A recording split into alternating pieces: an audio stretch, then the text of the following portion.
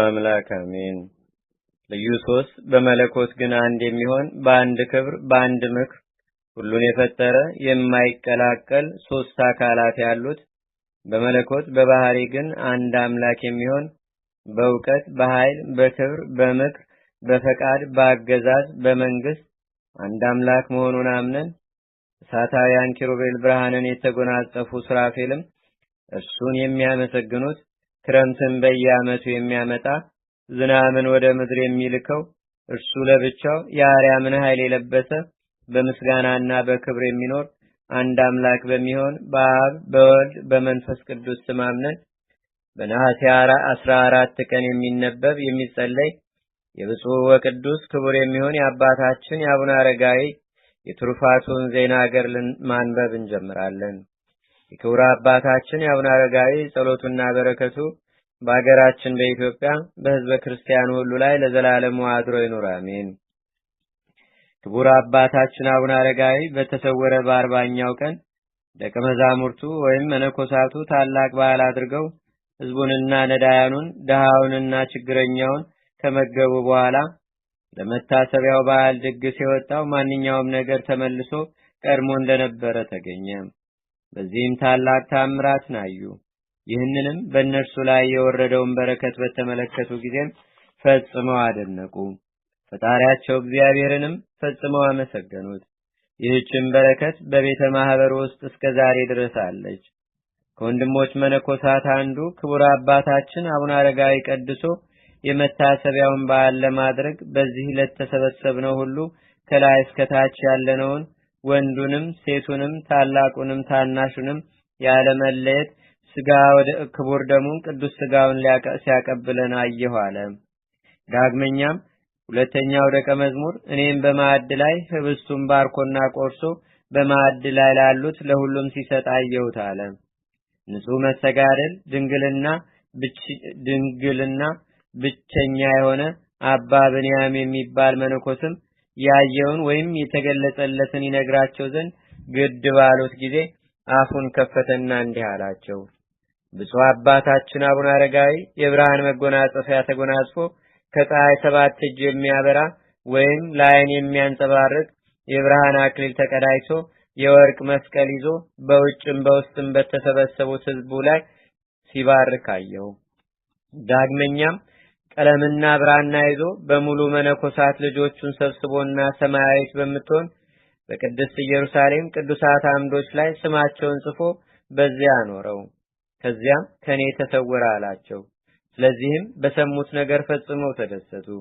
እርሱ ባየ ሁሉ አስቀድመው ያሰቡትን ታላቅ ተስፋ አግኝተዋልና።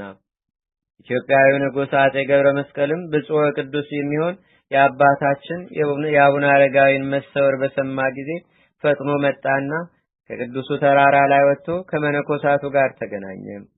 እነርሱም የተደረገውን ታምራት ያዩትንም ሁሉ ነገሩት። የጽድቁን ዜና ከሰማ በኋላ ፈጽሞ አደነቀ። በዚያኑ ጊዜም በሩቅም በቅርብም ያሉ ሰዎች ከእርሱም ጋር ያለው ጳጳስ እንዲሰበሰቡ አዘዘ። በክቡር አባታችን በአቡነ አረጋዊ መንበር ላይም በተቀመጠው ከቅዱስ ማትያስ እግር በታች ቆሞ እንዲህ አለ። እኔ ንጉሥ ገብረ መስቀል በምድረ ገላ ቆላውን ደጋውን ከመረብ እስከ ጎርጎር በጎሎ መሄደህ ስድስቱን አውራጃዎች በረሃቶ ቤትኖቤት በቅሎ ወጽማሬ ገለባ ወሃም በብሌንም ሶስቱን አውራጃዎች መጠራንና በረካን ሀገረ ጽርቅንና ባደረከውን ገናድፈን በእድረህ ገናድፈን ሰባቱን አውራጃዎች ከተኩላምባና ወላአቲ ቅጠል ውሃ ርግባይ ሽበለስ አክራንን ከከነን እስከ ድረስ አንቋ አደቅ ለይቶ በሙሉ ወይም አያ በሙሉ ምጋሪያ ጸምር እየተባለች የምትጠራውንና ይሃ እየተባለች የምትጠራውንም ሀገር በምድረ ድብላም ዜና ቆጣድ አገው ደባልቀ ኖቢ ይህን ሁሉ ርስተ ጉልት አድርጌ ለክቡር አባታችን አቡነ አረጋዊ መታሰቢያና ለቤተ ክርስቲያኑም መባ ለገዳሙ መነኮሳትም ለምግብና ለልብስ ይሆናቸው ዘንድ እኔ ንጉሥ ገብረ መስቀል ሰጥቻለሁ አለ። ንጉሡ ገብረ መስቀልም ጳጳስ አምጥቶ በገዳሙ ላይ ማንኛውም የሀገር ሹም ወይም ገዢ የቅርቡም የሩቁም እንዳይገባባቸው አወገዘ ወይም በግዝት አጸና። እንደዚሁም ከኔ በኋላ የሚነሱ ነገስታትም እንደዚሁ ያድርጉ። እነርሱ የእግዚአብሔር መንፈስ ስላደረባቸው ከኔ የተለየ ሐሳብ የላቸውምና አለ። ዳግመኛም ይህችን ቦታ እንደ ደብረ ታቦርና እንደ ደብረ ሲና እናከብራታለን እናገናታለንም፣ ከፍ ከፍም እናደርጋታለን። አክሱም ቤተ መንግስታችን፣ ደብረ ዳሞ ቤተ ጸሎታችን ትሆን ለዘላለሙ ብሎም ወሰነ። ቅዱስ አባታችን ማትያስም ገድልን ትሩፋትን በማብዛት ጸና፣ እየበረታም ሄደ። የእህሎች ወይም የምግቦች ጣዕም እስኪለየው ድረስም ጾምን አበዛ። ለሁሉ ራሱን ዝቅ ያደርጋል። እንደ ቀድሞው ለቤተ ማህበሩ በሁሉ ቦታ ይታዘዛል። የሃይማኖትን ትምህርት ለሁሉ ያስተምራል።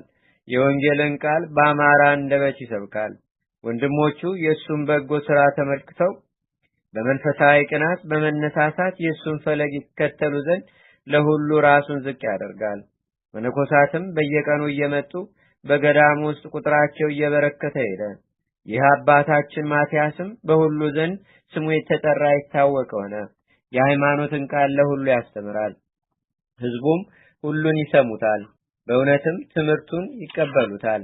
አባታችን ብፁዕ ቅዱስ አባ ማትያስ የእግዚአብሔርን ቃል ያስቡ ዘንድ ወይም በልቦናቸው ሰርጾ ይገባም ዘንድ ከወንድሞቹ ጋር በህብረት ጸለየም። ጸሎታቸውንም ከጨረሱ በኋላ በመጽሐፉ ውስጥ የተመለከቱትን በአእምሮአቸው ቀርጾ ወደ በዓታቸው ይሄዳሉ። ለእያንዳንዳቸውም የሚናገሩትና የሚያስታውሱትም ቀድሞ በመጽሐፉ የተባለውን ነው።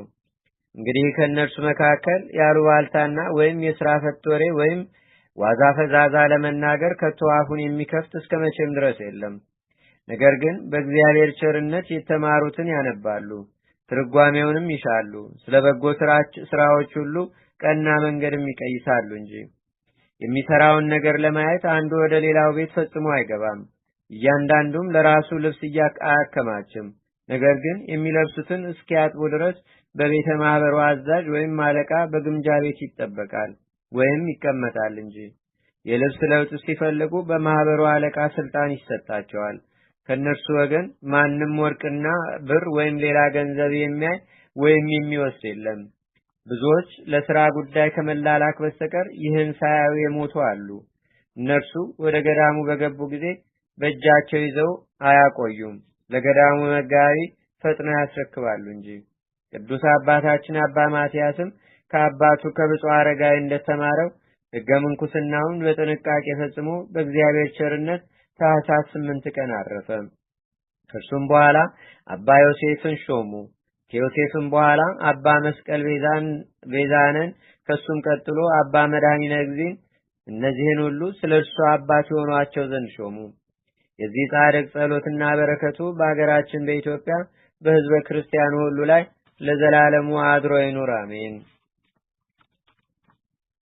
የክቡር አባታችን የአቡነ አረጋዊ ጸሎቱና በረከቱ የፈጣሪውም ቸርነት በአገራችን በኢትዮጵያ በሕዝበ ክርስቲያኑ ሁሉ ላይ ለዘላለሙ አድሮ ይኑር፣ አሜን።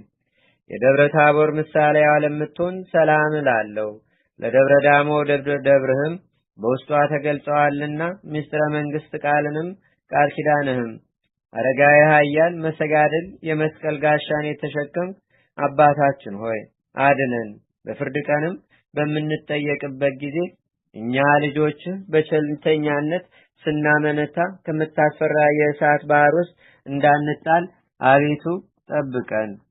አቤቱ ጌታችንና አምላካችን መድኃኒታችን ኢየሱስ ክርስቶስ ሆይ ከብልጽግናቸው ብዛት የተነሳ ብዙ መባ ካገቡት ይልቅ የዳይቱን አነስተኛ መባ እንደተቀበልክ ለሁልጊዜም የሚያገለግሉ አእላፍ መላእክትን እያሳሰብን በችግራችን ጊዜ የምናቀርብልህን ምስጋና ተቀበል። ቅዱሳን ነቢያት፣ የወንጌል ሰባኪያን ሐዋርያትም፣ ሰማዕታትና ጻድቃን፣ ትጉሃን መላእክትና ፍጹማን ደናግልም እንዲሁም ደጋጎች መነኮሳት ሆይ ልጅ አዋቂ ሳይለይ የምንሰበሰብባትን ይህችን የጉባኤ ቦታ አባርኩ። ይህን መጽሐፍ ወረቀቱን አዘጋጅቶ ብራና ደምጾ ብዕር ቀርጾ የጻፈውና ያጻፈውን ወይም በማህተም ያሳተመውን ከግዕዝ ወደ አማርኛም የተረጎመውን ቃለ ንባቡንም በእርጋታ መንፈስና በተመስጦ ሕሊና የሰማውን ያደመጠውንም በደለኛና ሁሉን በአማላጅነቷ የምታስምር በጌታችንና በአምላካችን በመድኃኒታችን በኢየሱስ ክርስቶስ እናቱ የመንፈስ ቅዱስ ማደሪያ በሁለት ወገን ድንግል በምትሆን በእመቤታችን በቅድስተ ቅዱሳን በድንግል ማርያም ጸሎት ጌታችንና አምላካችን መድኃኒታችን ኢየሱስ ክርስቶስ አገራችን ኢትዮጵያ ሕዝበ ክርስቲያኑን ሁሉ በቸርነቱ ይጎብኘን ይጠብቀን ለዘላለሙ አሜን። አቡነ ዘበሰማያት